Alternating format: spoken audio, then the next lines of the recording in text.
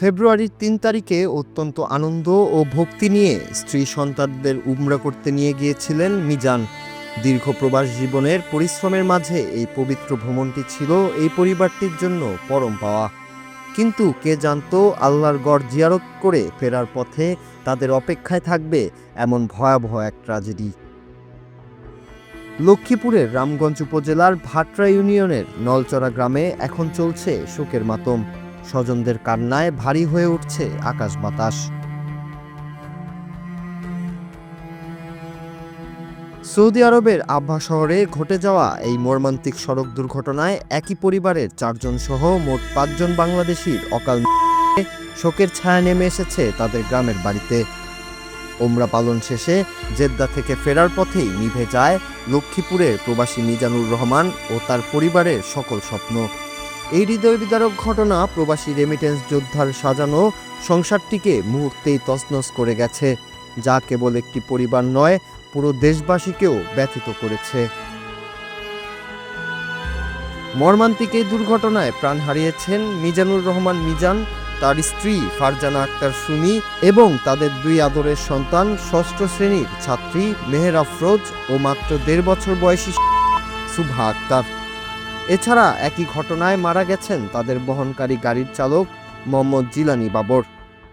পরিবারের মেজ মেয়ে ফাইজা আক্তার বর্তমানে গুরুতর আহত অবস্থায় হাসপাতালের বিছানায় জীবন সন্ধিক্ষণে। সে জানেও না তার বাবা মা আর বোনেরা কেউই এখন আর বেঁচে নেই। আমার বাতিজা মিজানুর রহমান উমরা হজ করতে যাইয়া পুরা ফ্যামিলির শুদ্ধায় এখন জানতেছি যে শুধু একটা বাচ্চা বাঁচি আছে, আর এর পরিবার 2টা মেয়ে, এর 3টে মেয়ে, এর কোনো ছেলে নাই। এর মা আছে, বাপ আছে, এর ভাই হইল বড় ভাই বাহা।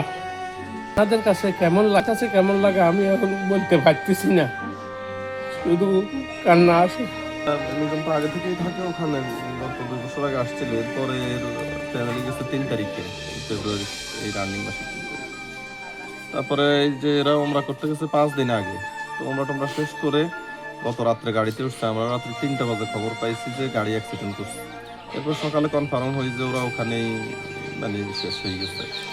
ছোট ভাই, ওর বড় ভাই আমার ক্লাসমেট, আমি ওকে ভালো করে চিনি, ও অনেক ভালো ছেলে। আমার এলাকার পার্শ্ববর্তী এক চাচাতো বোনের জামাই। ওর 3 মেয়ে সহ ওমরা করতে গিয়েছে 3 তারিখ।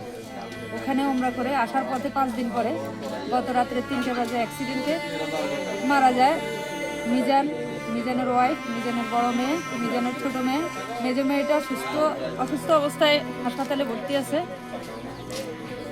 খুব খারাপ অবস্থা। হাসি মুখ ছিল ওনার। আর ওনার মেয়ে যে 6ষ্ঠ শ্রেণীতে যে মেয়ে, ও খুব মেধাবী একটা শিক্ষার্থী ছিল, মোহনা। এবার 5-এ বৃত্তি পেয়েছে। এই অপূরণীয় ক্ষতিতে শোকসন্তপ্ত পরিবারের প্রতি গভীর সমবেদনা জানাতে তাদের বাড়িতে ভিড় করছেন এলাকাবাসীরা। তারা বলছেন, প্রবাসে থাকা এসব মানুষদের নিরাপত্তা ও তাদের স্বপ্নগুলো এভাবে শেষ হয়ে যাওয়ার এই ঘটনা সত্যিই মেনে নেওয়া কঠিন। স্থানীয় প্রশাসন গুলো দেশে ফিরিয়ে আনতে সব ধরনের সহায়তার আশ্বাস দিয়েছে। এখন কেবল অপেক্ষা, কবে দেশে ফিরবে এই পরিবারের সদস্যদের নিথর দেহ। Bangla TV news desk.